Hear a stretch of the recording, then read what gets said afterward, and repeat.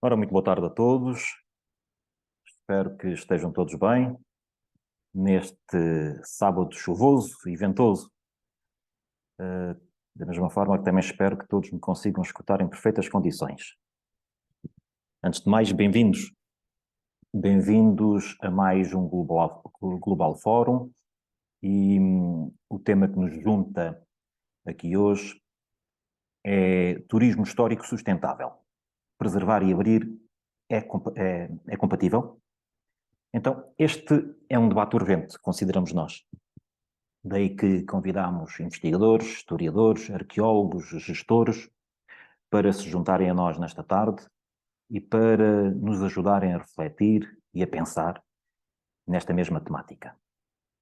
Então, qual é a real dimensão deste tempo em que vivemos? Será que este equilíbrio aparente entre a preservação do património histórico e o acesso ao mesmo é sustentado? A preservação do edificado histórico é vital para manter viva toda uma herança cultural e identitária. E daqui poder legá-la para as gerações futuras.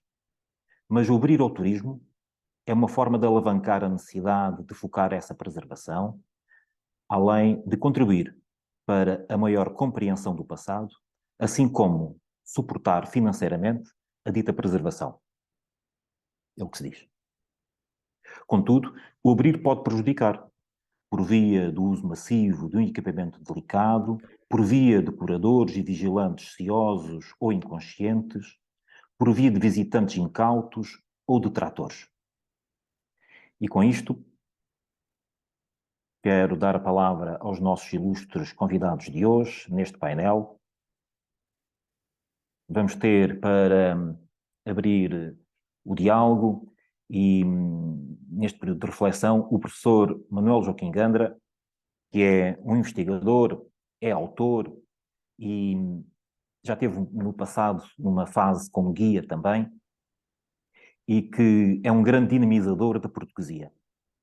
E certamente com ele vamos apreender aqui muitos conceitos e vai-nos ajudar a pensar a temática numa perspectiva que só ele nos consegue dar. De seguida, vamos ter a doutora Dália Paulo, que é arqueóloga e responsável pelo projeto do Quarteirão Cultural da cidade de Lolé. Em seguida vamos ter Lidérico Viegas, é empresário e gestor hoteleiro e que tem vindo a refletir também muito nestas questões do património histórico e da sua utilização com fins comerciais. Como quarto orador vamos ter o professor António Ventura, que é historiador, é investigador, é autor também e tem tido um grande trabalho neste domínio de gerar conhecimento e de o legar para as gerações vindouras. E, por fim, teremos Filipe Beja Simões, que é gestor hoteleiro e que nos vai dar uma perspectiva também dentro daquilo que é a utilização destes espaços de cariz histórico e cultural para fins, neste caso, para fins hoteleiros. E então, para abrir as comunicações, passo a palavra ao professor Manuel Joaquim Gandra. Então, boa tarde a todos. Queria cumprimentá-los e queria agradecer-lhe a si, Vitória, o convite que me endereçou para tratar de um tema que você sabe que me é muito grato. Aliás, grande parte da minha vida tem sido exatamente tentando contribuir para a preservação e estudo e divulgação do património. É interessante que nós chamamos património, nós chamamos matrimónio. Matrimónio é outra coisa, mas chamamos património a tudo quanto é, de certa maneira, legado, ou que foi legado pelos nossos antepassados, pelos nossos predecessores,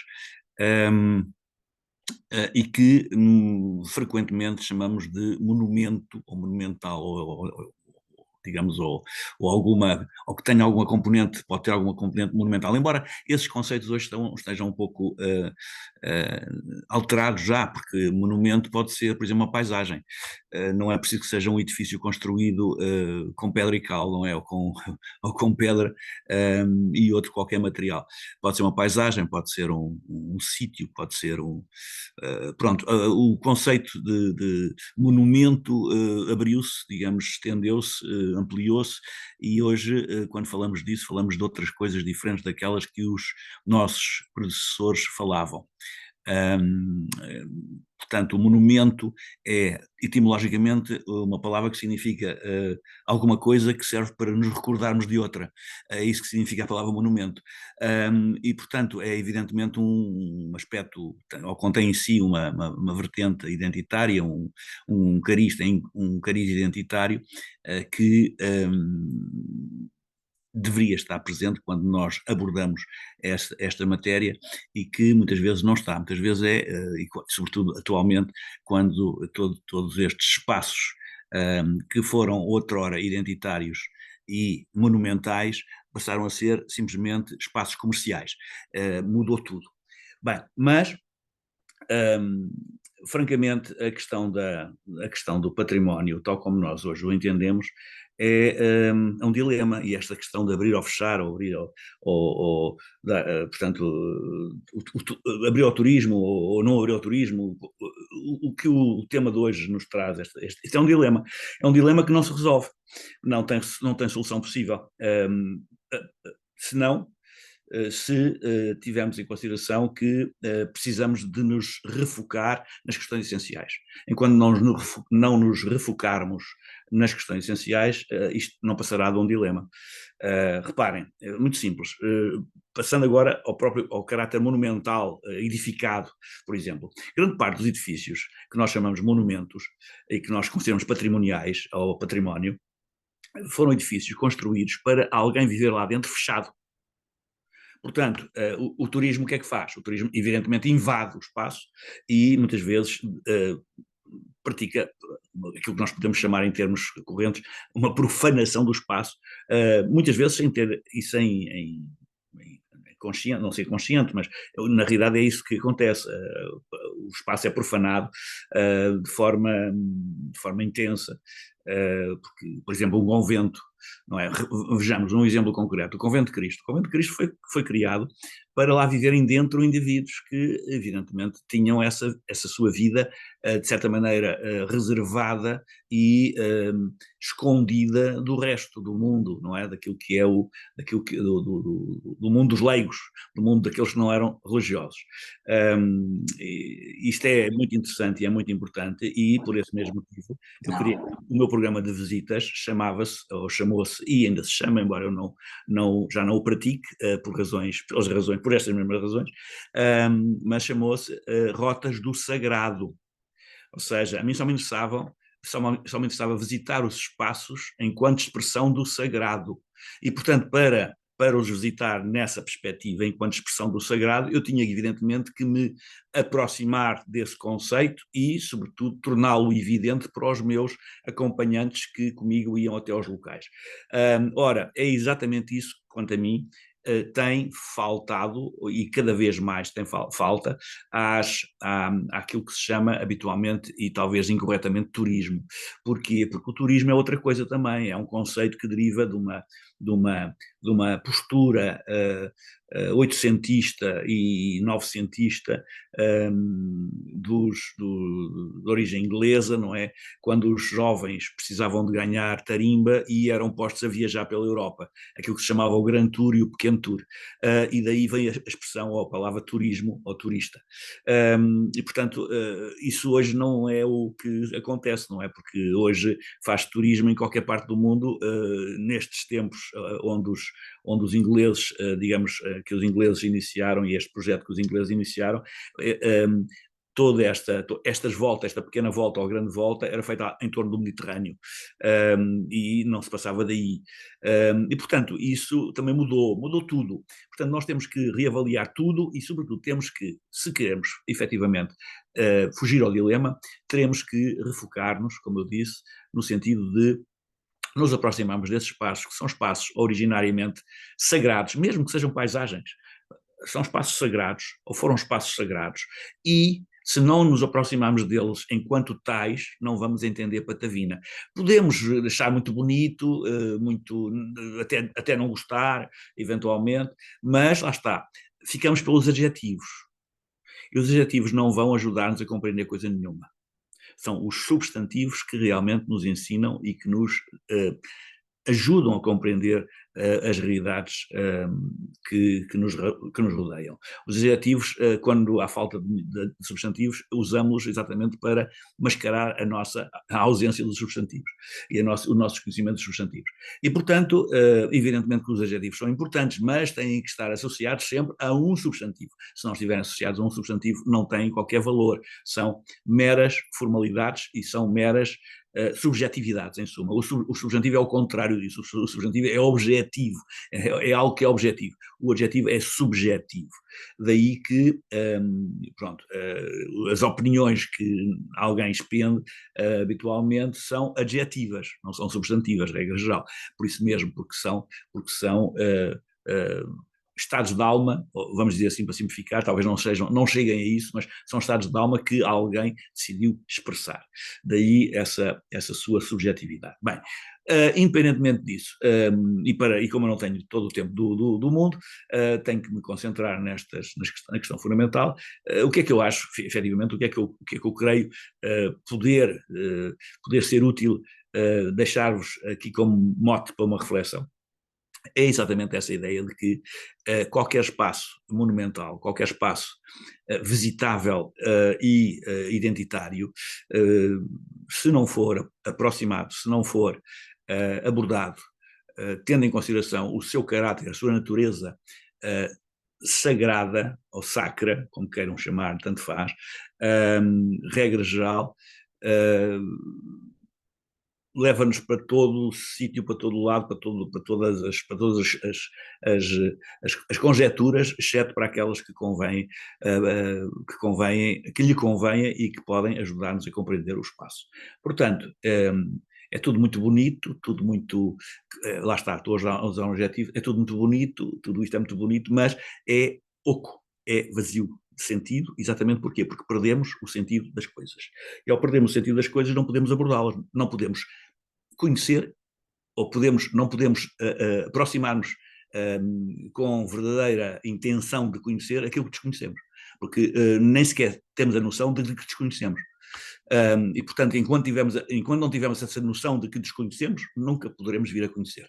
Portanto, nessa perspectiva, os monumentos vão continuar a ser, porque a própria tutela também, de certa maneira, promove esse tipo de aproximação. A própria tutela, que é o Ministério da Cultura, e não só, mas as câmaras municipais, etc., promovem esse tipo de aproximação, e, portanto, a aproximação em que o usufruto é simplesmente pagar um bilhete para pisar o chão. Mais nada. Não há mais nenhuma contrapartida, de uma forma geral, a não ser que o visitante, evidentemente, já seja um visitante atento à questão e ao sentido sagrado do monumento. Sagrado, quando digo sagrado, posso dizer simbólico, também é verdadeiro. As duas palavras aqui podem ser conotáveis. E, portanto, nesta perspectiva, a solução, quanto a mim, para realmente abrir os monumentos de uma forma ampla, como hoje se faz, só existe uma solução, quanto a mim, para os preservar, efetivamente. Já não estou sequer a supor a necessidade de catequizar ou de educar os visitantes, nada disso. Isso é proselitismo, para todos os efeitos, não interessa, paciência. Mas qual é a solução que eu vejo viável para deixar os monumentos e os sítios acessíveis e, sobretudo, poderem ser usufruídos à solta, sem qualquer tipo de constrangimento, sem qualquer tipo de inibição? É utilizar um modelo que já é utilizado noutros locais do mundo. Eu estou a recordar, por exemplo, de Granada, em que há um número de clausos diário.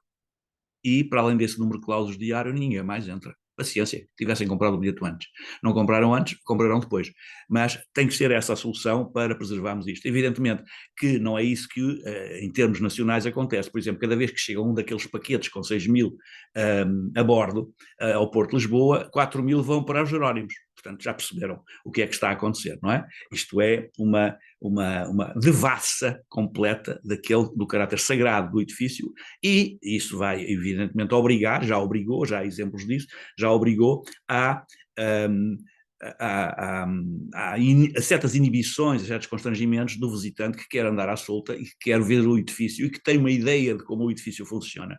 Porque todos os edifícios monumentais, todos de qualquer tipo, têm uma lógica que, se for apreendida, evidentemente lhes confere sentido. Se não tiver sido apreendida, o sentido nunca mais será alcançado, e, portanto, o visitante anda à nora. O visitante anda naquele espaço como se tratasse de um labirinto, não sabendo qual é o passo a seguir a dar, podendo até cair no alçapão sem ter noção de que está a cair ou a caminhar para o alçapão ou para o abismo. Portanto, o que se passa, em suma, é isto, em poucas palavras e muito diretamente. É necessário, quanto a mim, criar esta liberdade de movimento dentro dos monumentos ou dentro dos espaços monumentais, para que todos possam usufruí-lo, mesmo aqueles que usufruem simplesmente por razões meramente conjunturais, não é? Como seja, por exemplo, repare o que acontece com Santiago de Compostela. Hoje em dia até um passaporte, as pessoas põem os carimbos, passaram por aqui, carimbo, passaram por ali, carimbo, passaram por lá, carimbo. No final mostram aos amigos, olha, já passei por aqui. Passar por ali e realmente partilhar com o espaço algo e deixar-se envolver pelo espaço é outra coisa completamente distinta. Portanto, o problema está exatamente na forma como o turismo hoje funciona, e como as pessoas não são preparadas, aliás, até são intencionalmente, penso, despreparadas para visitar o património construído e para visitar os monumentos. Portanto, não sei se vamos ter hipótese de conversar sobre isto mais ou se vamos depois entrar em diálogo, mas penso que o fundamental e o essencial está dito, aquilo que eu gostava de dizer disso, e, portanto, se houver mais depois algum momento de diálogo a seguir, ou se houver algum momento de diálogo a seguir, poderemos, ou poderei até esclarecer outros aspectos que porventura poderão ter ficado mal esclarecidos ou até não esclarecidos. Portanto, Vítor, penso que da minha parte devo ter já ocupado o espaço que me era. Eu penso que você falou em 15 minutos, portanto não sei se usei os 15 minutos, mas se calhar usei até mais. Praticamente nos 15 minutos. Praticamente nos 15 minutos. Pronto, então está feita a minha peroração, e pronto, e deixo agora ao seu critério depois a haver ou não haver diálogo, ou haver ou não haver perguntas, porque se calhar talvez seja necessário, ou seja, útil haver alguns esclarecimentos, porque a minha posição parece ser uma posição radical, de certa maneira mas é uma posição radical exatamente porque parte de uma raiz, parte de um princípio, parte de uma origem, e essa origem é a origem à qual eu pretendo chegar, e portanto não pretendo apenas ficar pelos frutos, pretendo ir mesmo à raiz. Obrigado, Manuel. Muito obrigado pela partilha e pela reflexão.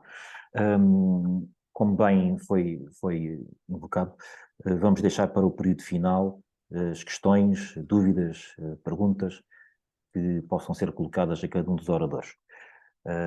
Uma vez mais, muito obrigado pela partilha. Passando ao segundo orador, a doutora Dália Paulo, de Lolé, portanto, do Algarve, é arqueóloga e responsável pelo projeto do Quarteirão Cultural da cidade de Lolé.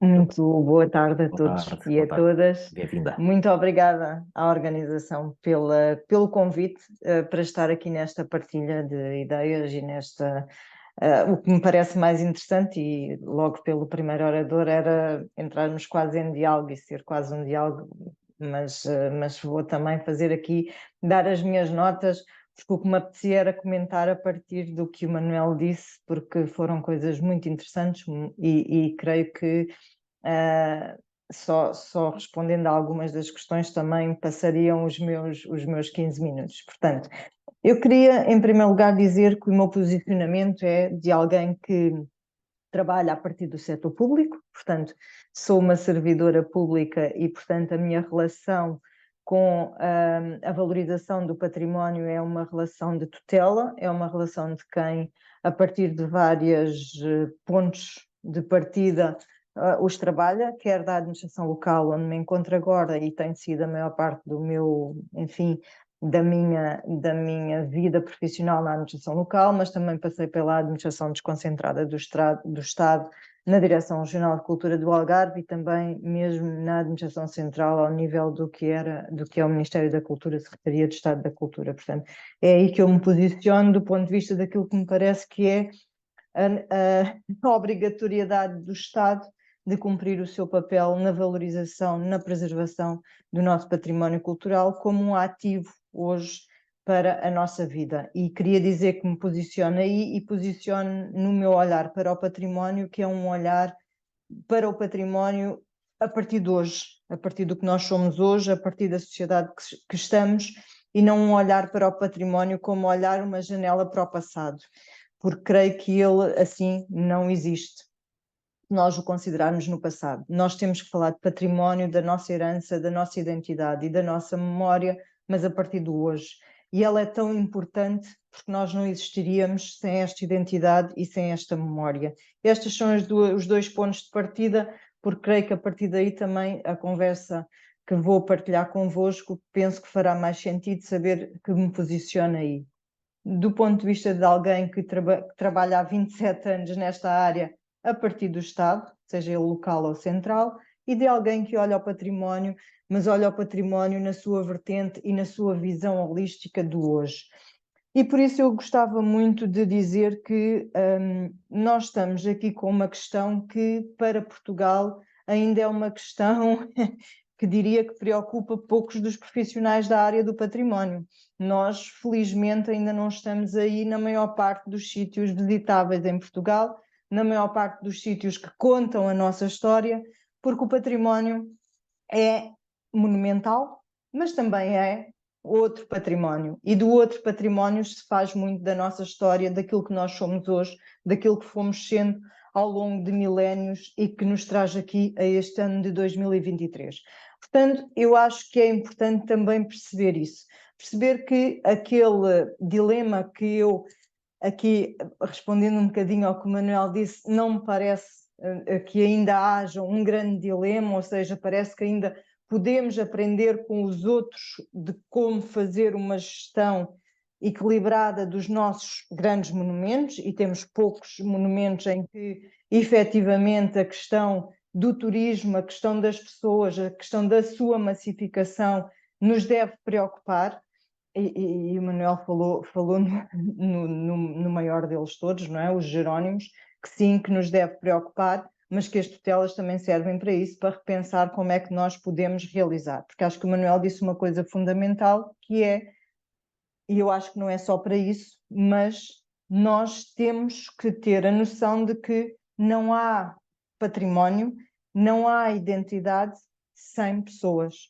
Não há monumentos, não há a sua preservação, nem a sua ligação àquilo que é sermos humanos, porque não há humanidade sem memória, não há humanidade sem identidade, se não preservarmos aquilo que é o nosso património. E a sua preservação não se faz sem diálogos, sem pessoas, sem tensões.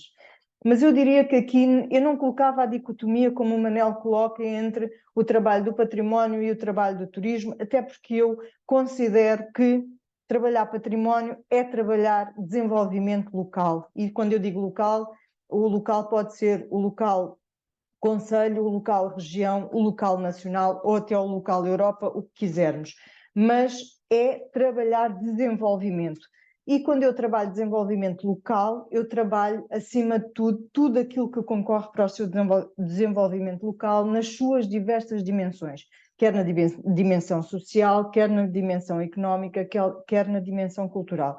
Portanto, parece-me que é importante que nós tenhamos esta questão como pano de fundo também muito, muito consciente quando trabalhamos estas áreas do património, daí que me parece que o que nós temos que fazer ao nível daquilo que é a preservação do património e aquilo que é o turismo, que são diálogos, construir pontos, construir diálogos.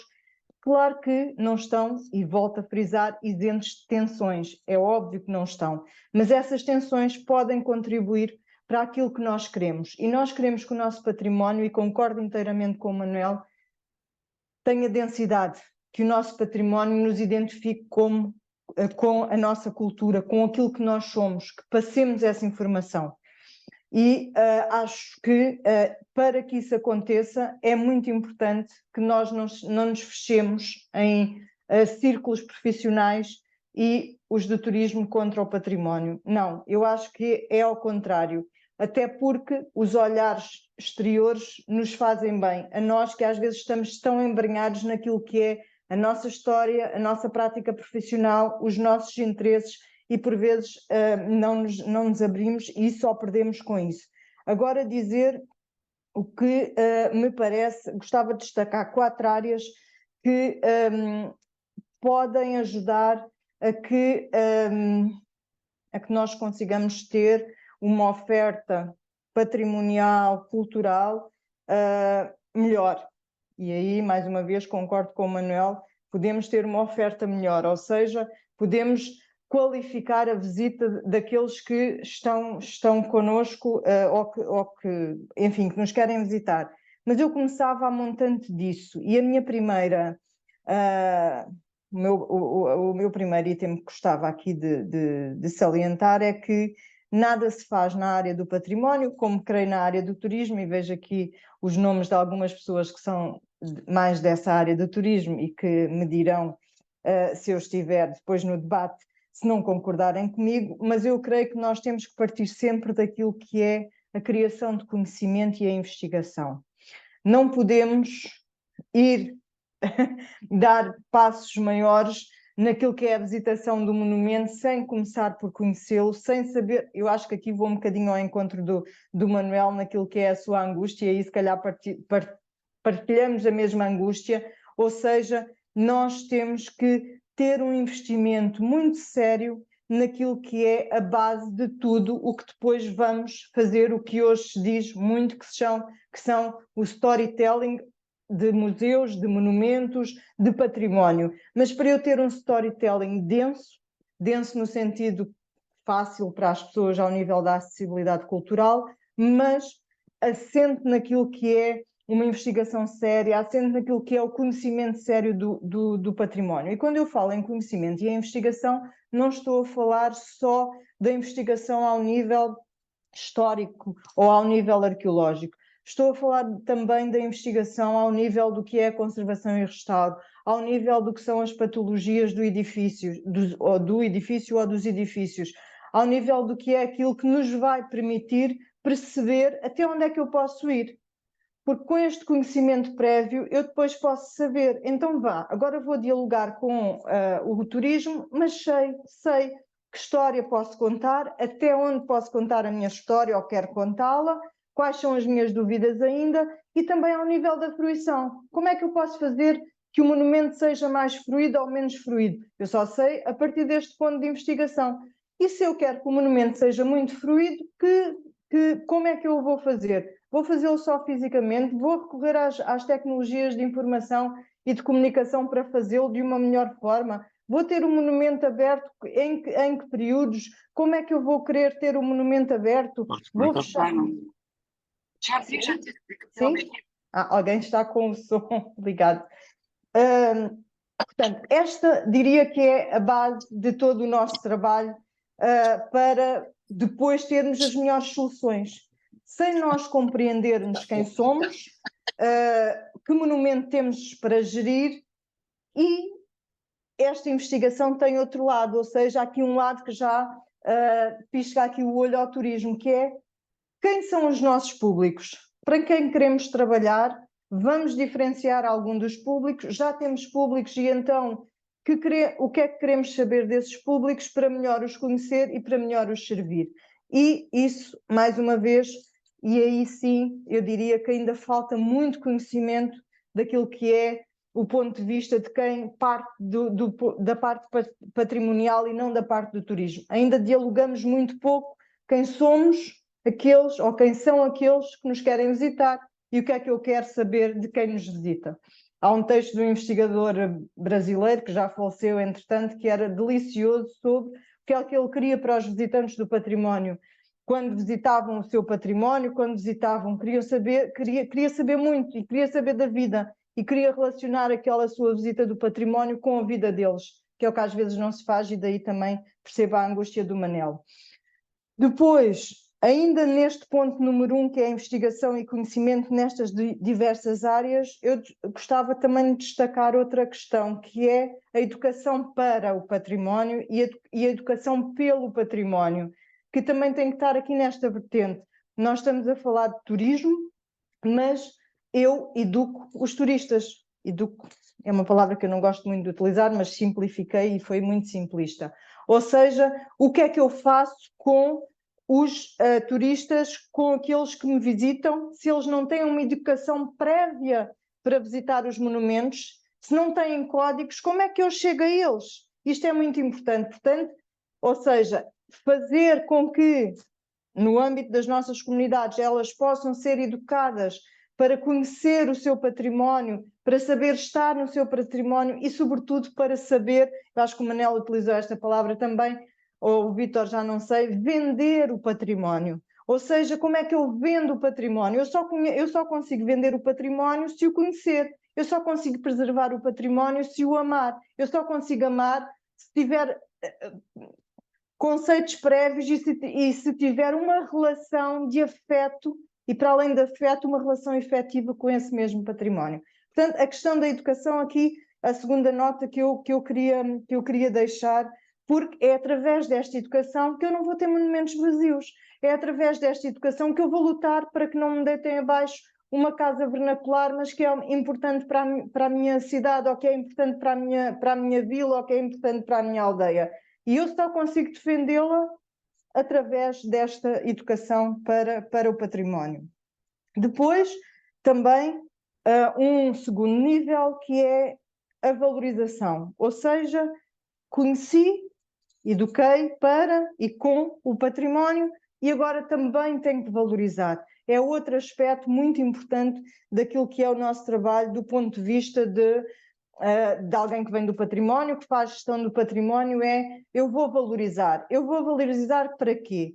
Quem vem do público valoriza para duas coisas: para dar uma mais-valia àquele território e para que aquele ativo patrimonial possa inserir o que é a economia local, o que é a atratividade local, o que é aquilo que nos diferencia do outro e que faz com que o meu território possa ter mais atratividade.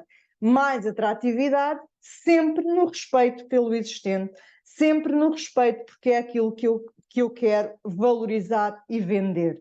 E depois, para que é que serve esta valorização patrimonial ao nível do Estado? E quando eu falo Estado, falo no Estado geral, local, central, não temos o nível regional, como sabemos.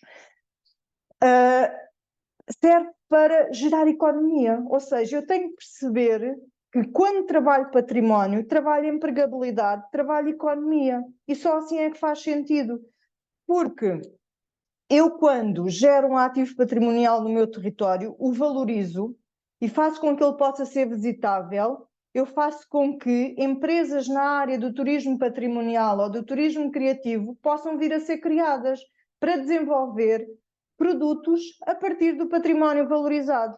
Eu diria que aqui há uma clara necessidade de o Estado criar hardware, isto aqui um paralelo informático, e depois a economia, a sociedade civil gera o software para, a partir daí, criar emprego, criar dinâmica e criar sociedade. E é isso que é o nosso património que nós temos que ter. Daí que ao Estado compete valorizar, conhecer e, a partir daí, a sua fruição já é algo que o Estado divide ou dá à sociedade para que ela a possa gerir.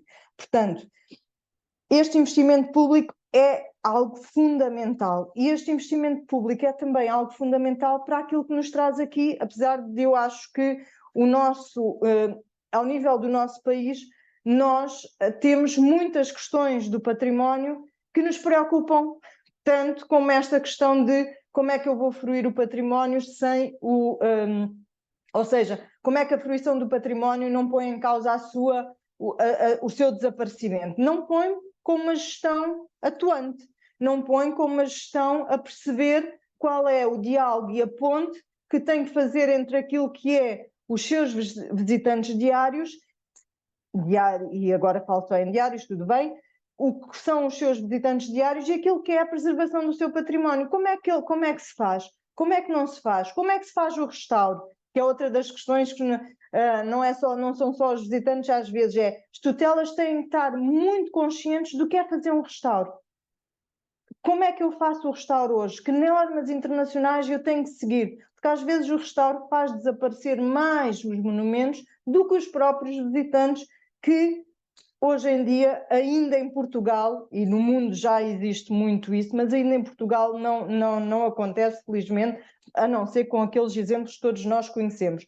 Mas também temos em Portugal casos, como o Manuel dizia, se nós quisermos visitar as ruínas romanas da Rua da Prata, ou do Ouro, que eu nunca me lembro bem, nós não podemos fazê-lo e às vezes só conseguimos marcar de um ano para o outro. Porquê? Porque eu não posso ter os visitantes lá o ano inteiro, porque eu as tenho de preservar. Portanto, é fundamental que isto aconteça e que tenhamos isto. O Manuel disse uma coisa que eu acho muito interessante e que daria talvez um outro debate, que é: eu desacralizo os monumentos, claro que sim. Quando eu refuncionalizo um monumento, quando o torno apenas patrimonial e ele deixa de ser ou um palácio, ou deixa de ter a sua função religiosa, ou eu descontextualizo um objeto e o levo para o museu, eu refuncionalizo. Mas eu refuncionalizo para o preservar. Eu refuncionalizo para contar outra história aos nossos visitantes. Eu refuncionalizo porque ele ainda é um ativo importante naquilo que é a sociedade de hoje. Se eu não o refuncionalizasse, onde é que ele estava? Se eu não o refuncionalizasse, como é que eu o conseguia preservar? Nem vamos entrar aqui pelo programa Revive, que isso daria também outra conversa aqui connosco, mas que aí esse programa Revive já nos leva a outras questões. O que é que eu preservo? O que é que fica daquilo que foi efetivamente a função daquele monumento? Nessa refuncionalização, o que é que eu ganho? Estou a ganhar património, novo património, com refuncionalização, ou apenas fica a memória do lugar? Portanto, são questões que não são fáceis de responder, mas eu acho que gostava de terminar aqui esta minha reflexão, creio que estou mesmo a terminar os 15 minutos, com aquilo que eu gosto sempre também de referir, porque é um livrinho delicioso de 1985, do Marc Guilhem, que se chama A Política do Património, onde é um livro delicioso do ponto de vista, e quando o Manuel estava a falar fez-me muito lembrar o Marc Guilhem. Ele diz que nós não podemos viver na angústia daquilo que passou e não podemos querer fazer com que as nossas cidades sejam apenas redutos do passado, mas que o passado faça parte do hoje, do agora, do nosso desenvolvimento e da identidade que temos. E para isso temos que saber respeitá-lo, temos que ser críticos, temos que ter tensões, mas acima de tudo temos que fazer com que ele viva no hoje e que nos reforce a nossa identidade, que cada vez mais neste mundo é tão importante, porque esta identidade faz com que, através do património, nós possamos perceber o quão únicos e humanos nós somos, apesar de muitas diferenças que temos. Aquilo que nos deve unir é a nossa humanidade. Portanto, assim, num diálogo muito quase desordenado, eram estas as ideias que gostava de partilhar convosco, e depois gostava muito, claro, que tivéssemos tempo para conversar, porque isto são coisas que não são tão lineares como partilhei aqui convosco. Muito obrigado pela sua comunicação e pelo acrescento que nos traz e pela visão também que defende. Muito obrigado.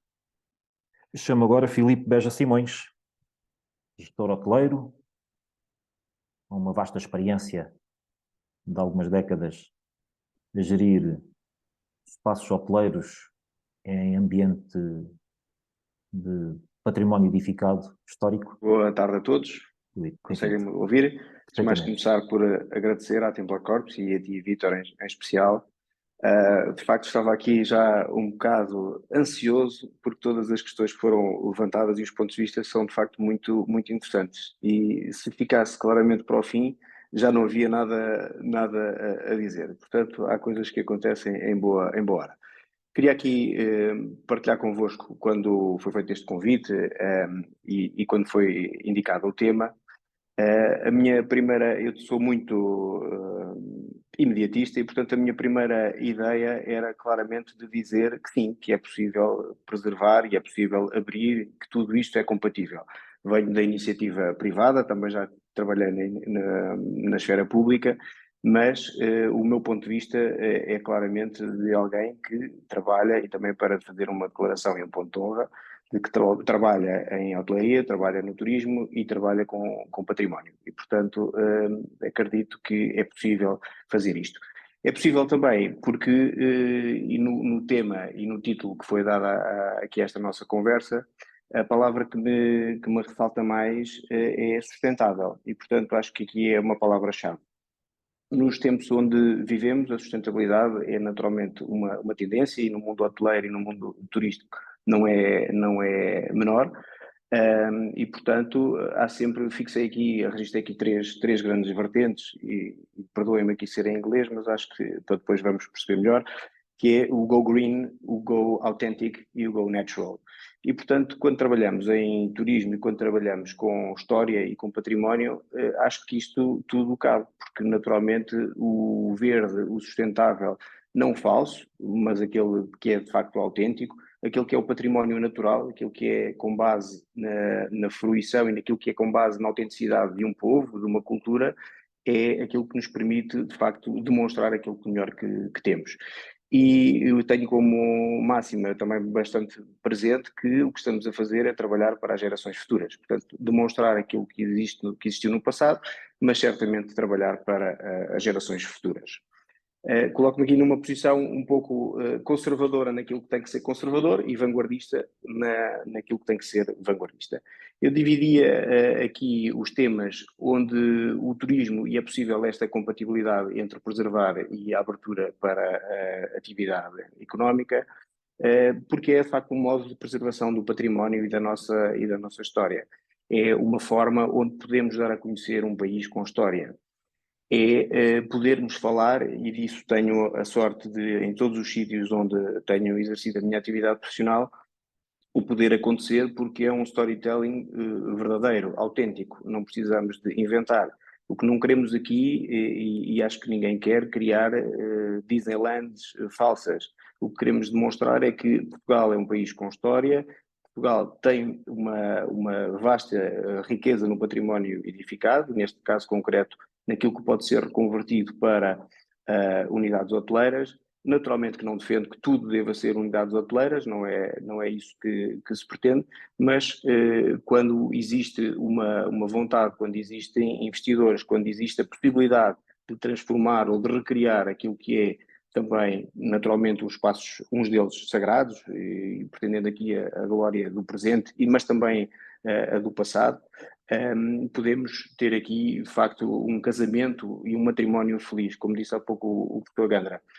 Sobretudo, interessa-me também focar aqui muito num aspecto que é, e que também já foi falado pela Dra. Dália, que é a dinamização da economia local. É que é com base exatamente nestas aberturas, nestes investimentos, que se pode dinamizar muito aquilo que é uma economia local. E muitas vezes, como todos sabemos... Na casa do alguém tem. Amadeu Silvestre, estás com o microfone ligado, por favor. Continuidade.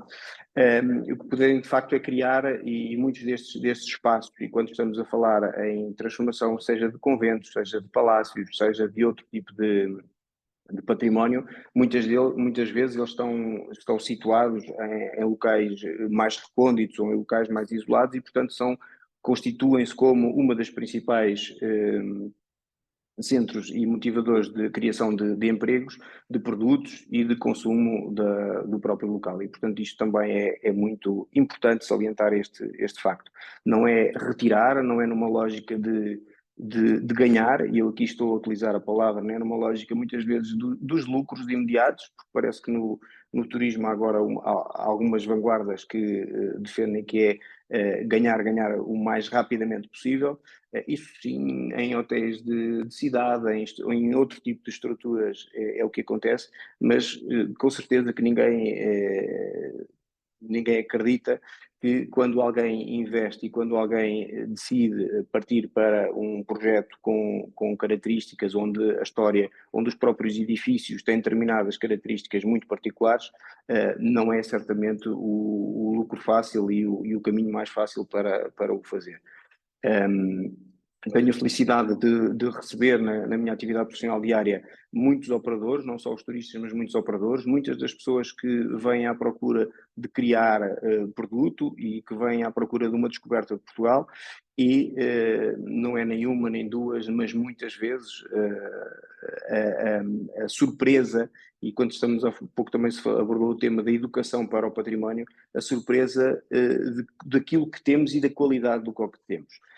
Não entrando aqui em nacionalismos, mas naturalmente um francês, castelos é o que não faltam em França, edifícios com determinadas características é o que não falta, mas certamente não terá a especificidade de muitos dos nossos castelos, muitos dos nossos espaços e certamente também muitos dos nossos hotéis, que através de se terem constituído como locais de destino, podem claramente ajudar-nos, quer em termos coletivos, quer também em termos individuais.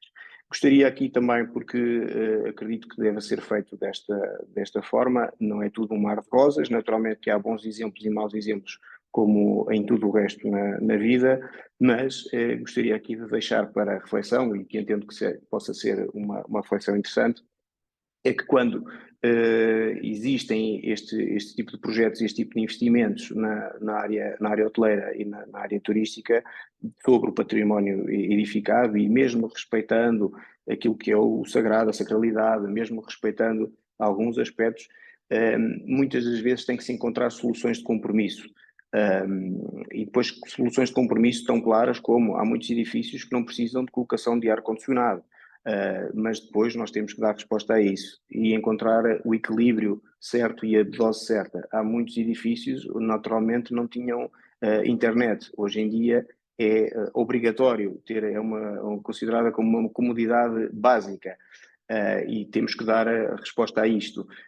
A questão das acessibilidades também, naturalmente que eu respeito pela igualdade e por aquilo que é a possibilidade de todos poderem visitar da mesma forma. Tudo isto são questões, são desafios bastante importantes que são colocados todos os dias e que também temos que dar a melhor resposta possível. Mas, portanto, que terminaria como comecei, porque acho que é mais interessante debatermos e trocarmos aqui mais pontos de vista do que algo muito dispositivo. Termino como comecei, que acreditar que sim, que é possível trabalhar no melhor dos dois mundos, é possível ter o respeito pelo património histórico, é possível preservar, mesmo inovando, e que, de facto, é preciso estarmos à altura dos acontecimentos e respeitar, e muito na base, quer na dicotomia público-privado, termos um diálogo constante e também podermos explicar isto a quem nos visita, que ao final será sempre o nosso objetivo último, é que as pessoas possam regressar e tenham uma história para contar e uma história verdadeira. E ficaria-me por aqui para passarmos então ao debate e às perguntas. Muito obrigado, Filipe. Obrigado pela tua partilha, pela tua reflexão. Eu vou voltar ao primeiro orador, o professor Manuel Gandra, porque fez-nos aqui alguns desafios, nomeadamente na reflexão de quando ele nos diz que é necessário criar uma liberdade de movimento dentro dos espaços. Mas esta liberdade, professor Gandra, esta liberdade de movimentos é de cada um poder circular da forma que o pretenda, ou com algumas regras, ou com alguns corredores, conforme se vai vendo hoje em dia nos edifícios, nomeadamente no Convento de Cristo e na Grande Lisboa, em que os visitantes são condicionados a circular de acordo com aquilo que algum decisor toma por decisão. Bem, é evidente que são necessárias regras, ok? Mas não corredores, nem barreiras. É evidente que há espaços que muitas vezes, ou que ciclicamente, ou que algumas vezes necessitam de estar encerrados, mas isso não pode ser a regra. E, sobretudo, a regra não pode ser aqui o decisor, o diretor, o conservador, o que tanto faz, decide que é acessível ou pode ser acessível ou não acessível. Ou seja, isso é uma forma de censura. Podem depois criar todas as justificações possíveis e imaginárias, mas é uma forma de censura um indivíduo não poder aceder a determinadas partes do edifício. Quando essas partes do edifício só estão fechadas porque sim, e não por qualquer razão especial. E, portanto, eu penso que, evidentemente, há necessário regras, aliás, existem regras, só que as regras nos últimos tempos, nos últimos meses e um ano e picos, talvez, agora não sei precisar a data exatamente, foram alteradas e os responsáveis locais pelos monumentos, ou por muitos dos monumentos, sobretudo os monumentos nacionais dependentes do Ministério da Cultura, foram sujeitos a verdadeiras arbitrariedades, em que o diretor ou o conservador decide o que deve ou não deve fazer e como fazer, e depois todos os visitantes ficam, evidentemente, inibidos de fazer de outra maneira. Bem, é evidente que eu dou-vos 2 ou 3 exemplos para perceberem que eu concordo com o que foi dito pelos outros 2 oradores, em muitos aspectos concordo, embora haja assuntos em que eu não posso concordar. Por exemplo, quando se foi dito que devemos partir do presente para o passado, como é que podemos partir do presente para o passado? Onde é que está a memória nessa maneira? Não há memória, ou seja, nós temos que partir do passado para o presente para termos a memória, senão a memória não existe. Ou então é uma memória que nós fabricamos para depois utilizarmos quando nos convém e da que forma que nos convém. Pronto, portanto, esse assunto é um assunto que evidentemente tem a ver com outras questões que são, digamos, próprias da natureza, fazem parte da natureza dos próprios edifícios, ou de muitos dos edifícios. Se fosse pacífico o conhecimento do Convento de Cristo ou do Mosteiro de Jerónimos e do teor simbólico de ambos os monumentos, não é? Não haveria tantas teorias acerca disso, não é? Nem havia tanta especulação sobre isso. Era fácil, chegava-se ali e contava-se a história. Ora, a história que se conta habitualmente é uma história que está inquinada por vários elementos estranhos, extravagantes.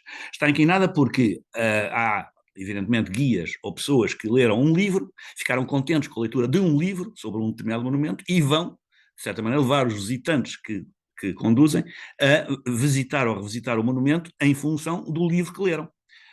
Ora, se o livro estiver engatado, se o livro for uma fraude, ou se o livro não tiver, digamos, não for um lidimo representante daquilo que está exposto no monumento, o que é que os visitantes vão conhecer? Vão conhecer uma fraude, vão conhecer algo que, efetivamente, não tem nada a ver com o espaço.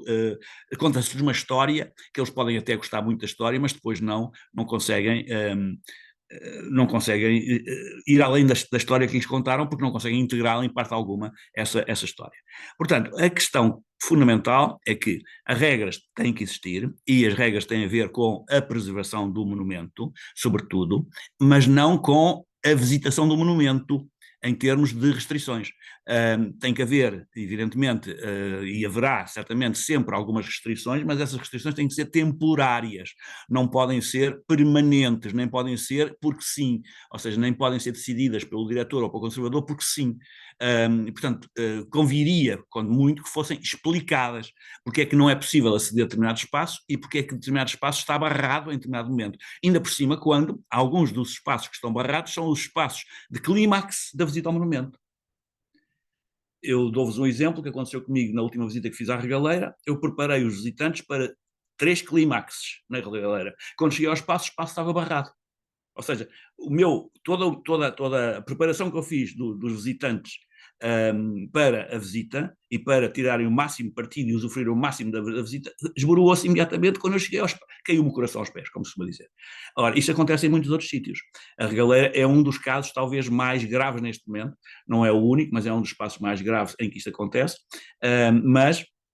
Portanto, estas coisas são coisas inauditas. Não sabem sequer o que têm em mãos, ou seja, desconhecem o monumento. Como é que conseguem contar uma história acerca do monumento se desconhecem o monumento?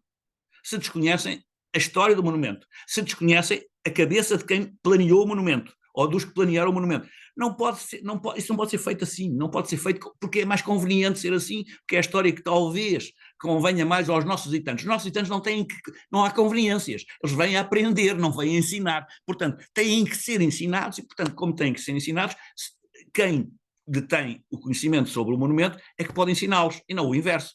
Não é? Já parece também outra história que aconteceu comigo, o canal História, em que vem um americano cheio de ideias, não é? Já estava também a ditar-me o que eram os significados das coisas no Convento de Cristo. Portanto, a evidência é esta. Não é possível gerirmos o património desta maneira. O património tem que ser gerido de uma maneira regulada, mas sem censura. E esse é o meu cavalo de batalha. Vítor, desculpe, eu levei isto um pouco mais longe talvez, mas era importante dizer isto porque sem isto perfeitamente patente, não é? E dito assim com as palavras todas, não vamos passar de uma conversa mole, como se costuma dizer também em linguagem vulgar. Muito obrigado. Pois a ideia era mesmo essa, quando coloquei a questão, era perceber a sua percepção sobre o tema. E daí o ir mais longe, a ideia também é essa. Por isso também com exemplos concretos, como percebeu, porque os exemplos concretos ajudam-nos a pensar isto também. Sem sombra de dúvida, sem sombra de dúvida. Então agora vou pegar numa coisa que o professor falou, que é a questão que o visitante não nos vem dar lições, ele vem para aprender. E com isto coloco uma questão para a doutora Dália. Entrou um canto em algo que a professora tinha colocado, tinha dito, que é há que educar o visitante. Doutora Dália, de que forma é que podemos fazer essa educação do visitante?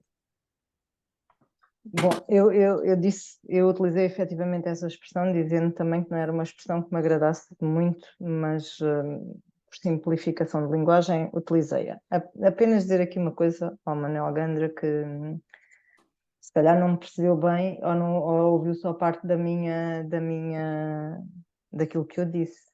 Eu disse que me posiciono no presente para defender o património, não disse que eu não consigo perceber como é que nós conseguimos vir do passado a não ser pelo conhecimento, que foi o que eu disse que estava na base de tudo. Portanto, creio que estamos mais ou menos de acordo, diria eu, pelo que depois indicou naquilo que disse, até porque comecei a minha carreira muito jovem e infelizmente digo aquilo que penso, e num debate entre guias turísticas fui dizer mais ou menos o que o Manel disse aqui, que não podemos vender banha da cobra, ou seja, que o nosso storytelling não pode ser baseado num livro que lemos só.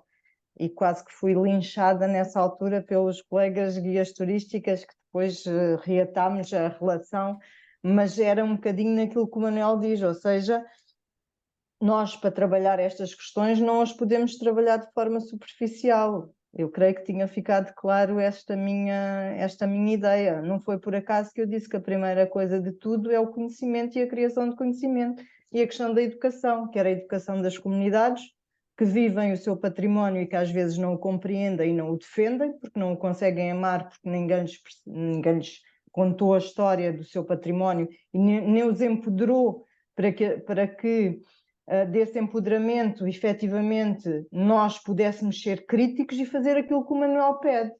Porque eu não posso chegar só a dizer que é censura. Eu tenho que ter uma comunidade que me acompanhe naquilo que eu quero defender do património e que quer ter acesso ao património e explicar porque é que quer ter acesso.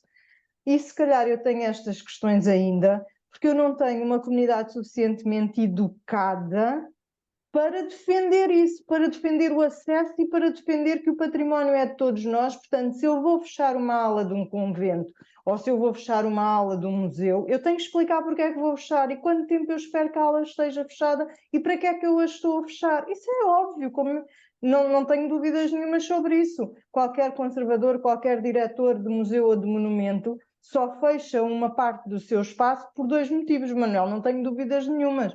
Não tendo aqui pretensão nenhuma de defender a classe, que é fecha porque o monumento ou aquele espaço do monumento não é possível ser visitável porque vai pôr em risco alguma coisa que ali está, ou fecha por uma questão ainda pior e mais gravíssima, como acontece, como todos nós sabemos, no Museu Nacional de Arte Antiga, que é, tem muitas salas fechadas por falta de pessoal de apoio à vigilância daquelas mesmas salas. Portanto, não se fecha por dar cá aquela palha, creio eu. Agora que o Manel tem razão, que se fecha sem a informação necessária ao visitante, concordo inteiramente consigo, acontece, percebo exatamente o que é que diz e a frustração que é chegar a um sítio e aquele sítio que nós queríamos ver, o tal cereja em cima do bolo, diria eu, está fechado, já me aconteceu também demasiadas vezes, mas acho que temos que aqui ter todos... perceber porque é que isso acontece. As pessoas que amam e gerem o património, e eu acho que não se consegue gerir património sem o amar, não é de forma leviana ou leve que fecham parte do seu monumento ao público só porque sim. E, portanto, acho que isso também é uma questão que diria que não lhe poderia chamar autoritarismo, a não ser em certos casos que eles não sejam justificados, e se eu pedir a justificação não me a dão, mas eu ainda acredito que as pessoas são sérias naquilo que fazem, na gestão que fazem dos espaços, porque eu acho que só se trabalha em património e em cultura amando o património e amando cultura e querendo defender esse nosso património e, sobretudo, querendo dar a conhecer e tendo orgulho na nossa identidade. Não se pode trabalhar em património sem perceber que estou a trabalhar com aquilo que é mais delicado na nossa cultura e neste nosso ser, nesta nossa Portugalidade, que é o nosso património e que é esta construção desta nossa identidade. E sim, a identidade constrói-se a partir de hoje, quer queiramos, quer não, e veja-se como se fez história ao longo dos tempos e como os historiadores defenderam certas coisas ao longo dos tempos. É só mais esta questão que quero partilhar agora. Muito obrigado, muito obrigado. Temos um dos participantes que levantou a mão e quer intervir. Amadeu Silvestre, basta ligar o microfone. Ora bem, boa tarde. Antes de mais, peço desculpa por já ter tido o microfone ligado, mas isto são vicissitudes do telemóvel que mesmo no bolso se ativa. Eu, apesar de não ter estado em condições de intervir, tive sempre a acompanhar, ouvindo este debate, e só queria dizer duas coisas. Em primeiro lugar, relativamente ao que disse o professor Manuel Gandra, eu concordo plenamente que não deve haver um número de visitantes ilimitado dentro dos espaços que estão a ser objeto de visita. Há muitos sítios onde isso é limitado e faz todo o sentido. Eu recordo-me que há 3 ou 4 anos fui ao Porto e tentei visitar a livraria Lelo. E não consegui. Estive numa fila imensa, primeiro para comprar bilhete e depois para entrar na livraria. E entretanto desisti. Porquê? Porque era limitado o número de pessoas dentro da livraria, em simultâneo. E faz todo o sentido que assim seja. Por outro lado, também gostei de ouvir o interveniente aí da hotelaria, Veja, que creio que deverá estar ligado ao Grupo Pestana e às Pousadas de Portugal. E eu sou um admirador do trabalho que tem sido feito de preservação do património nos espaços que têm sido objeto de concessão para a indústria hoteleira. Porque, embora isso tenha uma restrição à visibilidade por parte daqueles que não podem usá-los em termos de permanência lá, de estadia, que só esses podem gozar todo o património que lá está, mas o património está preservado, está a ser utilizado e está a ser preservado. E algumas das áreas são visitáveis por qualquer pessoa. Por outro lado, eu creio que era fundamental que o património, objeto de interesse e de visita, tivesse informação acessível a qualquer interessado. Eu percebo o que a doutora Dália diz, seria interessante para quem está a mostrar alguma coisa, conhecer o perfil cultural do visitante e os interesses que ele tem. Mas isso, infelizmente, eu julgo que não seja possível, porque nós nunca sabemos quem é que passa por ali e tem interesse em visitar. Portanto, digamos que o conhecimento desse perfil não servirá de muito. Interessa mais saber o que é que se pretende que a pessoa que vai visitar leve de lá como conhecimento mínimo. E é isso que eu acho que deve estar disponível, numa linguagem simples, mas a contar a história verdadeira. E pronto, e ficava por aqui então. Obrigado.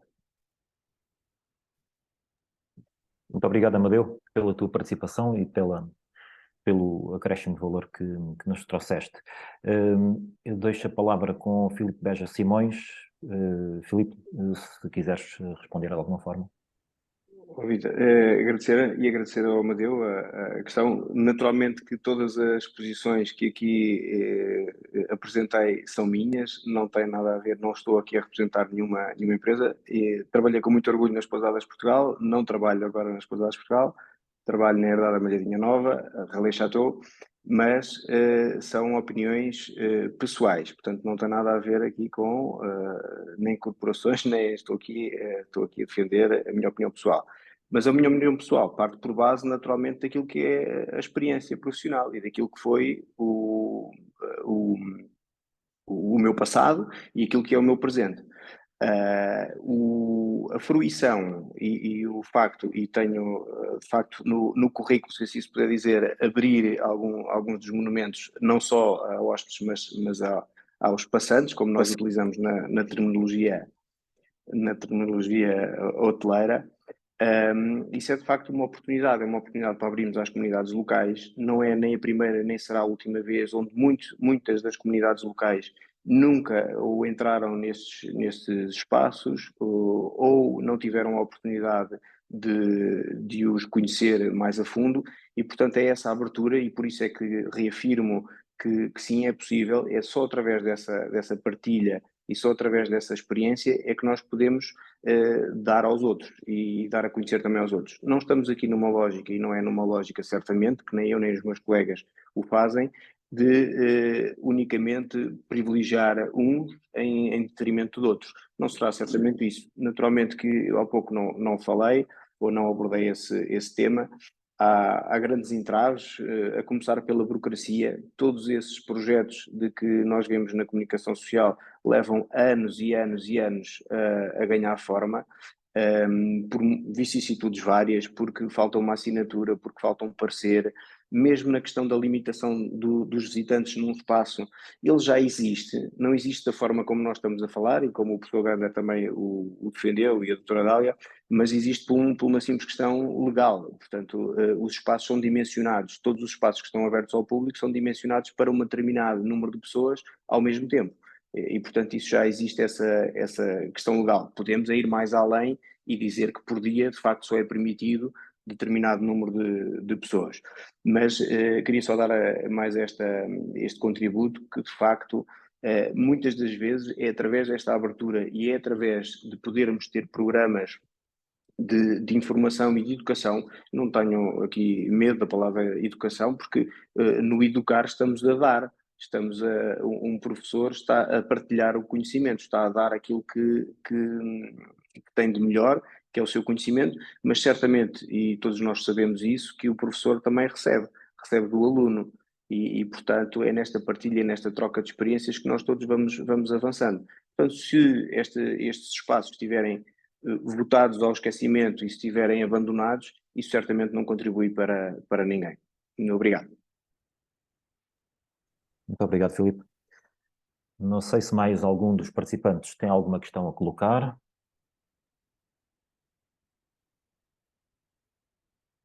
Bem, aparentemente não. Dou a palavra aos 3 oradores, se quiserem fazer mais, acrescentar mais algum comentário, algum ponto que não tenha ficado bem clarificado, que possam... Eu posso... Sim, por favor. Posso ali completar um bocadinho, completar quer dizer, comentar o que o Amadeu Silvestre disse relativamente à questão dos públicos e à questão daquilo que nós comunicamos nos monumentos ou nos museus.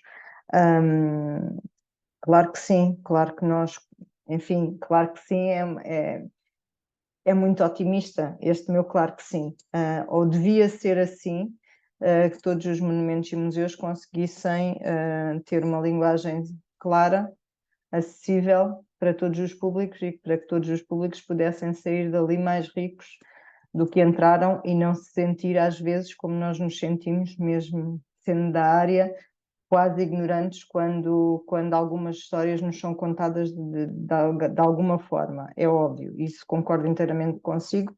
É para isso que as equipas que trabalham os monumentos e os museus devem trabalhar e devem ter sempre esse objetivo, não como utopia, mas como uma concretização, quanto mais rápida, melhor. Mas, por outro lado, dizer que também é possível nós conhecermos os nossos visitantes. Nós temos estudos de públicos, não existem muitos em Portugal, mas já existem alguns, e sabemos quem são os nossos visitantes, quais são as suas expectativas, o que é que eles querem. Aí, não só para aquilo que é o que está exposto, para aquilo que é o monumento, mas sim também para aquilo que são as nossas atividades do ponto de vista da educação, ao nível da educação para escolas e ao nível também da educação para o público em geral, ou da mediação cultural, se quisermos chamar assim. Ou seja, eu posso ver a motivação dos meus públicos e posso ver que eles podem voltar se eu fizer uma conferência sobre determinado tema, uma ação educativa sobre outro tema, uma exposição temporária para dar mais relevo a um tema que na minha exposição permanente ou no meu monumento eu possa não ter aquela história relativa ao monumento ou histórias que se cruzam com a história do monumento, mas que eu posso perceber que os visitantes têm muito interesse e eu posso fazer uma exposição temporária no monumento em que conte isso. Portanto, é muito importante para nós não nos fecharmos a quem nos visita e percebermos quem são os nossos visitantes, porque nós só existimos porque... para que os visitantes nos possam para ter as portas abertas e os visitantes nos visitarem, não é? Porque só assim é que reforçamos o que é o nosso trabalho, o que é a nossa identidade, aquilo que é o conhecimento histórico do nosso, enfim, deste nosso país chamado Portugal. E, portanto, é muito, muito importante também não descurarmos isso. E às vezes descuramos, é por isso que nós às vezes... E se calhar nós todos nesta sala somos mais do património do que do turismo, ou vimos mais do património, mas é muito importante não esquecer que o património faz sentido conhecendo estes nossos visitantes, quem nos entra pela casa, porque só assim também podemos melhorar, porque ter uma comunicação acessível para todos, sim, é um desidrato difícil. E, portanto, se não os conhecermos o nosso público, pior ainda. Portanto, era só dar esta nota que uma coisa não invalida a outra. Eu posso ter uma comunicação clara e simples, mas eu preciso efetivamente não me fechar e preciso de me abrir ao público que me entra pela casa todos os dias e perceber o que é que eles necessitam. Aliás, se eu percebesse isso, se calhar frustrava menos o Manuel quando chega à regaleira e não tem o que quer e não foi informado e não estava no site deles a dizer que aquela aula estava fechada, ou etc. Portanto, sim, o meu diálogo com quem me visita é fundamental para eu ter um impacto menos negativo naqueles... Nós não queremos que os nossos visitantes saiam como saíram os visitantes do Manuel, de certeza, frustrados de um sítio onde queriam uma experiência agradável e não o tiveram, porque encontraram espaços fechados sem a mínima explicação. E, portanto, acho que os públicos são fundamentais mesmo para nós que vimos da área do património e da história. Muito obrigado. Mais algum dos oradores quer acrescentar mais algum ponto? Vítor, se me permitir... Manuel, sim, por favor. Eu não quero... o que vou dizer não tem como objetivo responder a ninguém. é apenas uma reflexão que eu vou fazer, mas que efetivamente está baseada em algumas afirmações feitas. Que é assim, eu dei aulas quase 20 anos, 18 ou 19 anos, a alunos de Erasmus. Como se imagina, comecei por ter 2 alunos no primeiro ano e depois no último ano, que foi há 3 anos atrás, tinha 70 alunos. Portanto, os alunos também foram-se acumulando ano após ano e tornou-se moda, não é? Tanto de lá para cá como de cá para lá. Também há muitos portugueses a fazer Erasmus no estrangeiro. Bem, e quando os meus alunos de Erasmus chegavam, eu tinha um programa para eles, um programa, digamos, de aprendizagem pura e dura da língua portuguesa e da história portuguesa, da cultura portuguesa, e, evidentemente, que fazia o meu inquérito inicial, sabendo de onde vinham, quais as motivações que os tinham trazido até Portugal e não, por exemplo, não foram até Espanha, vieram até Portugal, ou não foram até Itália, mas vieram até Portugal, e havia, evidentemente, muitos alunos até espanhóis e italianos também que vinham até cá. Bem, e regra geral, posso dizer que mais de 90% de cada um dos anos inquiridos, quando eu lhes perguntava certas coisas acerca do património português, eles traziam aqueles chavões típicos de alguém que leu qualquer coisa ou ouviu qualquer coisa, mas que não tem a mínima ideia do que seja efetivamente. Por exemplo, eu perguntava-lhes, era um exercício que eu também fazia para eu perceber o estado deles em termos do conhecimento digamos, do património português ou da identidade portuguesa, e fazia-lhes perguntas, 3 palavras que fossem para eles a palavra-chave que eles associassem a Portugal e à identidade portuguesa. Então, posso dizer-vos que isto era por esta ordem, rigorosamente. Portanto, a primeira palavra era pastel de nata, a segunda palavra era a segunda palavra é a segunda ou a terceira. A primeira sei que é pastel de nata, que eu fiz uma estatística, mas a segunda palavra era saudade. E a terceira palavra era variável, mas pronto, era digamos, um número muito, muito baixo, não era significativo face aos alunos que estavam. As 2 palavras mais significativas eram essa, pastel de nata e saudade. Uma das palavras que se destacava mais também era fado. Ok, pronto. Portanto, estão a ver, não é o que isso significa? Significa que se eu estiver à partida a fazer o discurso que convém e que está de acordo com o prévio conhecimento ou a prévia informação obtida pelos visitantes, eu fico preso, e agora vou ironizar, fico preso ao pastel de nata, à saudade e ao fado. E o resto, se calhar, porventura, não tem interesse para eles. Bem, ora, isto tudo que acontecia, ou que aconteceu, tinha também uma vertente turística, vamos chamar assim, porque nós fazíamos todas as semanas uma visita a um sítio que fosse interessante para eles, que era constituído sempre por várias partes. Uma parte provavelmente da visita, íamos visitar um local de Lisboa ou nos arredores de Lisboa, passávamos sempre por algum local onde se pudesse comer alguma coisa que não fosse, podendo ser, o pastel de nata, e, efetivamente, se houvesse outro qualquer motivo de interesse, que podia também ser o fado, ou não, também lá estaríamos. Portanto, e eles foram, digamos, tornando mais abrangente o seu leque de informação. Mas fui eu que introduzi isso. Não foram eles, porque eles vinham motivados para aquelas coisas, e não vos digo nada mesmo, não é? As histórias do Arco da Velha com os pastéis de nata, não vou agora por ter tempo a contar-vos isso, mas tenho várias histórias com pastéis de nata fantásticos. Não são os pastéis de Belém, aliás, porque eles também não distinguiam pastel de nata do pastel de Belém. Para eles, pastel de nata ou pastel de Belém é a mesma coisa. E quando eu lhes explicava a diferença do pastel de nata e do pastel de Belém, eles ficavam muito muito admirados, porque o bolo era o mesmo. E eu disse, não é o mesmo, não é, parece o mesmo, mas não é o mesmo. Bem, e portanto, este tipo de questão é uma questão que temos que ter sempre em consideração. Ou seja, quando nós vamos visitar um sítio, é evidente que vamos tentar usufruir do espaço, temos alguma informação prévia, pelo menos eu faço esse trabalho de casa, e penso que muita gente também fará, estuda um pouco o local que vai visitar, e por esse mesmo motivo o vai visitar, porque quer saber mais e quer usufruir do espaço ao vivo, sobretudo, mas vai sobretudo para aprender. Porquê? Porque quem lá está sabe mais do que eu sobre o assunto, de certeza, não é? Parte-se desse pressuposto, pelo menos. Bem, portanto, nessa perspectiva, temos de dar atenção aos visitantes, evidentemente, mas com alguns cuidados.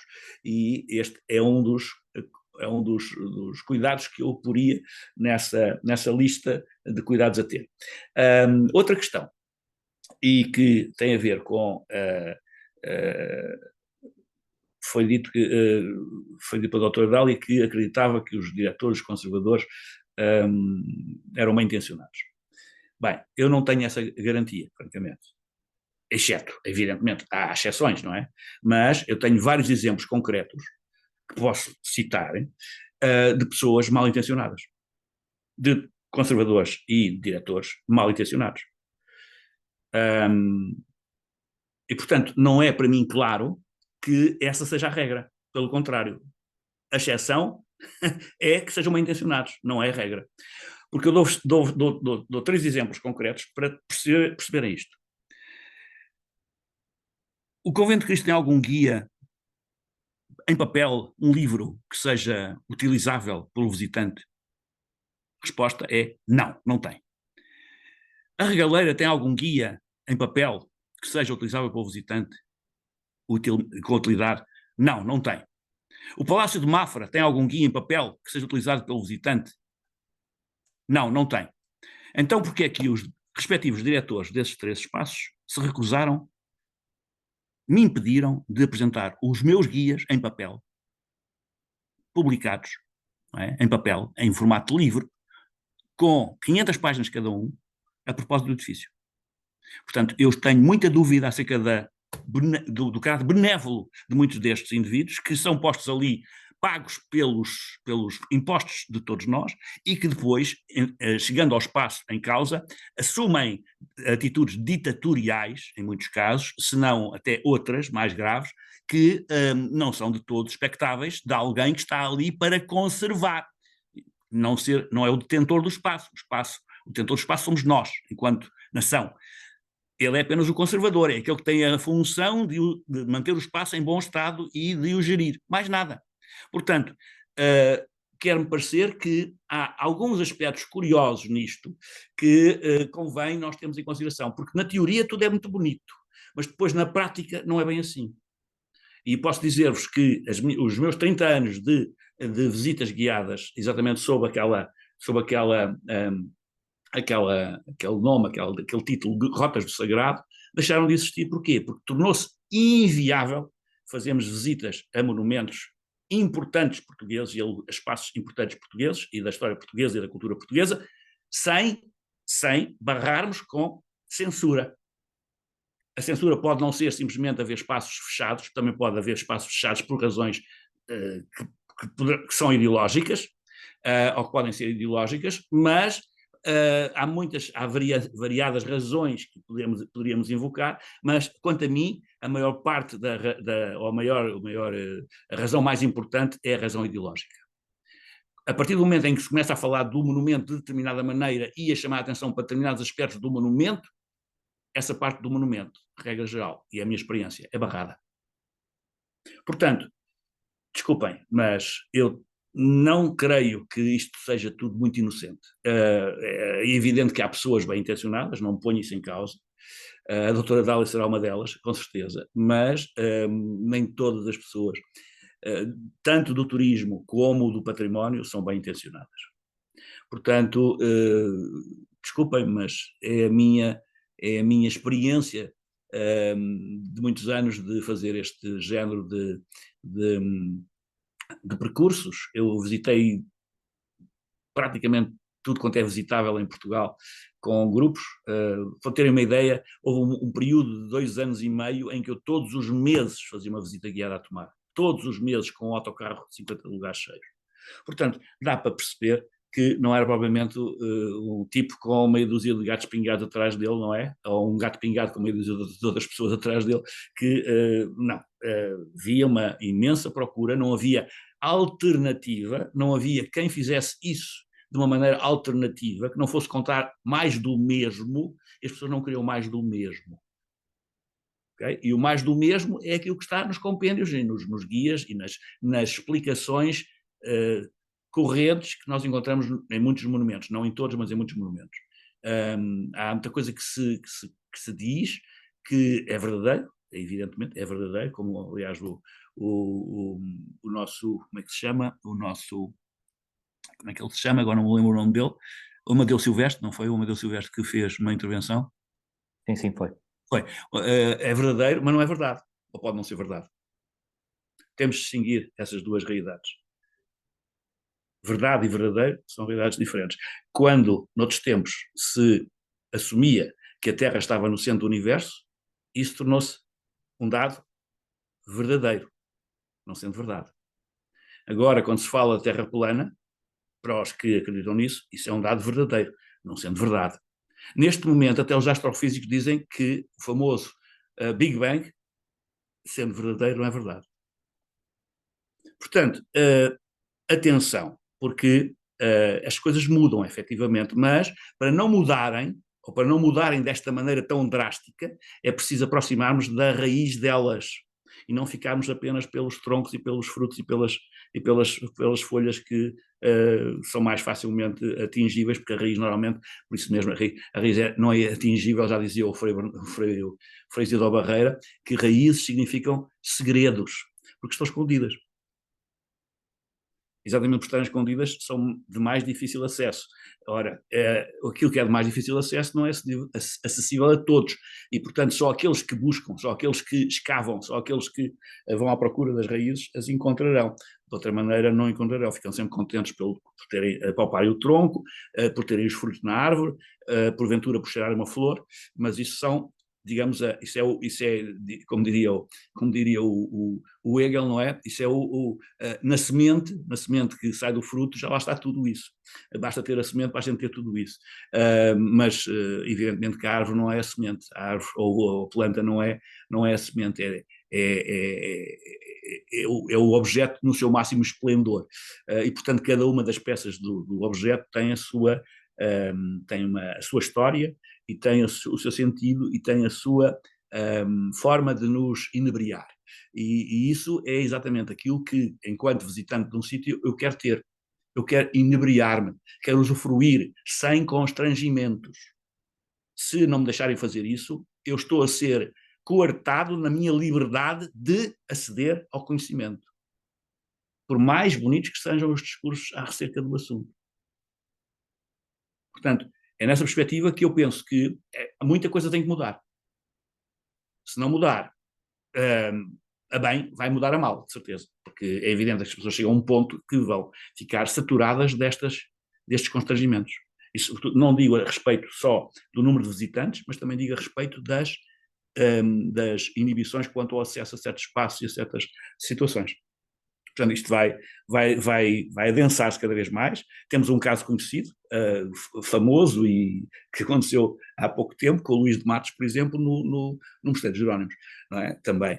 Não é? Portanto, não sou eu o único a perceber isso, embora eu já tenha percebido há um certo tempo, por isso me afastei, por isso simplesmente adormeci, vamos chamar assim, adormeci as rotas do sagrado. Porque não vale a pena levar as pessoas a visitar um espaço que não é usufruível na sua plenitude. E daí que é preciso tentar obter essa qualidade, novamente readquirir essa qualidade do espaço para podermos falar de património a sério e não falarmos apenas de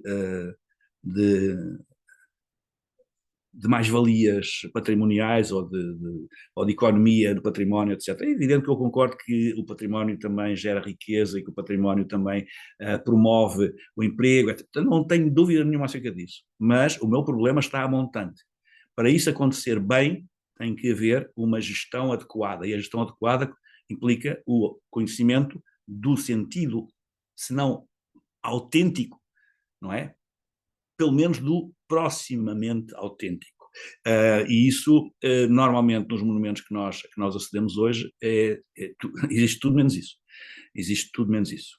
Existem sobretudo, regras formais de como visitar, de como andar, sobe escada, desce escada, visita primeiro aquela sala, depois outra sala. Não há liberdade de movimentos e estes monumentos são monumentos que tinham uma vida própria, que está inclusive descrita em documentos de época. E, portanto, as procissões, por exemplo, uma procissão, como é que se realizava uma procissão por exemplo, dentro do Mosteiro de Jerónimos ou dentro do Convento de Cristo? Havia regras, e havia fórmulas, havia sítios que eram visitados, havia sítios onde havia certo tipo de cerimoniais, etc, etc. Ora, alguém que queira fazer isso, queira recuperar essa informação, não pode fazê-lo. Porquê? Porque os espaços não estão acessíveis, ou não estão acessíveis digamos, na ordem necessária para realizar esse percurso. Portanto, penso que a reflexão nos vai sempre deixar descontentes, é evidente, mas a reflexão pode ajudar-nos até, digamos, a tentar ultrapassar estes constrangimentos, que são constrangimentos importantes e que nos afastarão, e afastarão, eu vejo o que acontece em minha casa com os meus filhos, afastarão muita gente dos monumentos. Tornam os monumentos desinteressantes, tornam os monumentos mudos. E os monumentos existem para nos recordarem algo que foi produzido pelos nossos antepassados. É esse eco que os monumentos produzem. Se não produzirem, é evidente, estão mortos. Desafiava o Filipe Beja Simões a comentar como nota de rodapé e para nos aproximarmos do encerramento da jornada de hoje. Filipe? Ora, sobre igrejas, isso de facto vou falar aqui de uma realidade que conheço com algum detalhe no Alentejo, porque ainda acresce umas são de facto, como eu bem referiu, que são propriedade ou tituladas pela igreja, mas há muitas ainda privadas. E muitas das vezes, nas que são da esfera privada, ainda se adensa ao problema, porque depois aí, então, é que para tudo necessitam sempre de uma autorização da igreja e aí o problema adensa-se. E até para abrir as portas é de facto complicado, porque depois tem a ver sobre as vestes da sacralidade ou não do espaço, é muitas vezes protegida ou camuflada a impossibilidade de o visitar. E isso, de facto, nas igrejas é isso. Tinha só aqui, não resisto aqui só um comentário das palavras. Hoje, o professor Gandra, se fosse, de facto, fazer esse inquérito aos alunos, certamente haveria uma outra palavra, que era Ronaldo, que é o que me acontece muitas vezes, sabem sobre o Ronaldo. E isso pode ser fantástico, porque se o Ronaldo for a imagem da superação de alguém que com objetivos e que consegue, e de alguém que trabalha para ter o que tem, fantástico, pode ser aí uma boa porta de entrada para explicarmos a história de Portugal, explicarmos desde o Afonso Henriques ou até mais tarde, até a explicar as nossas dinastias e explicar tudo isso, e de facto pode ser até um momento de interesse e um anzol interessante para falarmos. Claro que fica sempre um amargo de boca, porque estes temas são sempre fascinantes e poderíamos estar aqui horas, dias, anos a falar e a debater e a trocar ideias. Penso que deixava só uma nota final, porque de facto é muito importante pensar sobre estes temas, o que foi feito hoje e esta reflexão deve continuar, até porque o não pensar sobre as coisas, o deixar tudo votado ao esquecimento, isso é que é um péssimo serviço a Portugal e um péssimo serviço às gerações vindouras. E portanto a minha nota era que continue este debate e que possamos todos enriquecê-lo dia após dia com o nosso contributo. Muito obrigado. Muito obrigado. Muito obrigado pelo teu comentário final. Doutora Dália, se nos quiser também... Umas notas finais também. Notas finais também, por favor. para também reiterar o agradecimento do convite, dizer que é muito, muito importante irmos conversando e sobretudo irmos conversando com pessoas que normalmente não conversamos, não é? Eu creio que estes 3 oradores nunca se tinham juntado num debate. Pena que seja um debate tão curto, pena que não seja um debate cara a cara, para que pudéssemos agora, a partir daqui, continuar no coffee break a nossa conversa. Sobretudo, gostava muito de continuar aqui a nossa conversa com o professor Manuel Gandra, que eu acho que ele leu de uma forma ao contrário aquilo que eu fui tentando dizer aqui. E acho que ele disse aqui coisas importantes que eu acho que todos nós sentimos na pele, e todos nós tentamos, na nossa microescala, ir modificando. Eu gosto de acreditar nas pessoas, eu gosto de acreditar na humanidade, e acho que as pessoas não fazem as coisas por mal, e gosto sobretudo de acreditar numa coisa, que é qualquer um de nós, seja servidor público ou empresário em nome individual, é uma pessoa de bem, e não me faz a mim melhor ou pior do que o Filipe, ele ser do privado e eu ser do público, e portanto a questão do meu ordenado ser pago com os impostos, o do Filipe também é pago com os impostos, todos os ordenados são pagos com os impostos. Eu acho que a nossa democracia deve-nos fazer pensar aquilo que de vez em quando dizemos, porque há coisas, e tudo é ideológico na nossa vida. A nossa vida é ideológica, tudo é ideológico. Eu gostava muito, sendo uma pessoa que nasceu depois do 25 de Abril, que a ideologia continuasse a ser a democracia, e, portanto, acho que estes debates são mesmo fundamentais. Dar os parabéns à organização. Gostei muito de ouvir o professor Manuel Gandra, mas acho que mais do que também fazermos estes debates, é ir junto daquelas portas das tutelas que ele nos esteve a comentar por aqui, e junto do Sr. Ministro da Cultura, e dizer que o rei vai nu, peço imensa desculpa pela expressão, e vamos lá mudar isso. E eu acho que todos estamos aqui para mudar, porque há um bem maior do que todos nós que estamos aqui, que se chama o nosso património e a nossa identidade, e portanto eu felicito muito a organização, porque nos ajuda aqui a debater isso, que é para mim o que é fundamental aqui em todos nós. E mais uma vez gostava mesmo de poder agora continuar a conversar com o professor Manuel Gandra. É a vantagem de quando temos eventos presenciais de podermos fazer. Desde já, e aproveitando esse seu interesse por eventos presenciais, de lhe lançar um desafio para fevereiro. Normalmente, no final de fevereiro, no último sábado de fevereiro de cada ano, em Lagos realizamos as Jornadas Templárias para o Conhecimento Ecuménico. E desde já a convido para se poder juntar a nós nessa data. Brevemente lhe darei nota do tema, que será o tema central dessas mesmas jornadas. Aí sim, um evento presencial, com alguma presença também virtual, através das redes sociais, a transmissão deste mesmo evento, mas o coração do mesmo é presencial. E certamente que todos nós ficaremos muito mais ricos com a sua presença, e certamente que a doutora Dália também irá apreciar poder estar num evento de cara a cara com alguns dos oradores que aqui estiveram hoje, e outros também. Também, como nota final, o meu agradecimento pela sua disponibilidade e pela sua participação.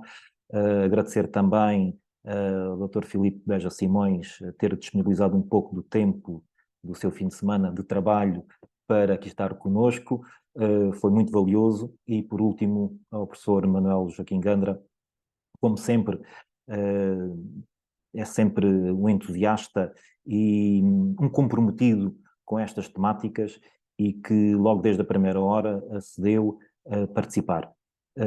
Em nome do Grão Prior Geral de Portugal, Luís de Matos, que estaria para fazer o encerramento deste Global Fórum, mas por razões de saúde não está disponível, vou solicitar ao professor Gandra que faça as notas finais e faça o encerramento desta nossa jornada de trabalho de hoje. Bem, em primeiro lugar, e com certeza que comungarão comigo esse desejo, as melhoras rápidas do Luís de Matos, para para nos acompanhar noutras iniciativas congêneres ou não, tanto faz, quaisquer que sejam. É sempre um privilégio e um prazer poder partilhar com ele, conversar. Olha, é outro conversador, também bastante empenhado sempre naquilo que faz, e quanto a mim, é um dos aspectos positivos também da sua presença constante em fóruns deste género e não só. Bem, mas as melhoras do Luís de Matos, as melhoras dos demais participantes que também não compareceram, que se porventura estiverem doentes, que rapidamente fiquem em condições normais, mas pronto, e quanto a portanto, eu fui apanhado mais ou menos surpreso a respeito desta questão, mas pronto, eu penso, e para terminar sem mais comentários, penso que iniciativas deste género são muito úteis, sobretudo porque nos trazem algumas informações que porventura às vezes nos escapam, a respeito de algumas matérias que são importantes sobretudo para a preservação da nossa identidade. É esse o principal, pelo menos do meu ponto de vista, é esse o principal interesse deste tema, por exemplo, mas claro que a identidade podia ser tratada por intermédio de outros muitos temas, não através, como se diz hoje, não é? Através é alguém que passa paredes, por intermédio de, por intermédio de, mas, e portanto, por intermédio deste tema ou de outros, a identidade é uma questão fundamental, sem a qual vale tudo, não é? Porque vale ser como vale não ser, não é? Por exemplo, a importância da nossa língua para a manutenção da nossa identidade é fundamental. Nós não somos como os outros que não sabem distinguir entre ser bêbado e estar bêbado. Nós sabemos distinguir uma coisa da outra. Não temos dúvidas quando se está bêbado e quando se é bêbado. E, portanto, essas questões são questões fundamentais que fazem parte também da nossa identidade, e a língua é a base da identidade nacional, e isto evidentemente sem qualquer tipo de chauvinismos ou de ideias de que somos superiores, nada disso, somos diferentes, é vantagem, é sermos diferentes, quanto mais diferentes, melhor. E, portanto, temos que, efetivamente, apostar nisso e fazer dessa diferença uma mais-valia, e ajudar outros. Aliás, nós estamos a assistir a isso de uma forma, se calhar, em surdina, mas estamos a assistir a isso. A quantidade de estrangeiros que neste momento está a fixar-se em Portugal, a radicar-se em Portugal. Havia aqui a ideia, aqui na minha zona, na Ericeira, que eram surfistas. Até que eu estou rodeado, a minha casa e a do meu vizinho aqui do lado, somos uma ilha no meio de estrangeiros que compraram casas e habitam as casas que já existiam, na maior parte dos casos, aqui à volta. E eu fui metendo conversa com eles e cheguei à conclusão que não eram nada surfistas. Era gente que vinha de Amsterdão, de Berlim, de Moscovo, de Oslo, etc. E a pergunta que imediatamente me ocorreu foi: carga d'água. Porquê é que se mudaram de capitais europeias com a qualidade, supostamente, com a qualidade dessas capitais, para uma aldeia nas imediações de Ericeira? Pois esta fuga, que é fuga mesmo que se trata, de gente que vem da Europa Central e do Norte, sobretudo para aqui. Há poucos italianos, por exemplo, franceses há alguns, mas não há tantos assim, espanhóis também há alguns, mas não há tantos assim, gregos não há praticamente. Portanto, é sobretudo do centro e do norte da Europa que isso está a acontecer. Claro que quando nós os interrogamos sobre as razões dessa mudança, eles também alguns têm alguma inibição, outros não têm e dizem tudo claro. Fica tudo claro, eu não vou entrar agora em detalhes, mas fica tudo claro, porque é que eles se mudaram. E a coisa não é, digamos, a razão não é boa, mas é a razão deles, e não é boa não é boa para nós todos, europeus, mas eles sentiram necessidade de se mudarem por algum motivo que eles até em alguns casos conseguem verbalizar. E, portanto, essas chegadas estrangeiras em quantidades industriais, vamos dizer assim,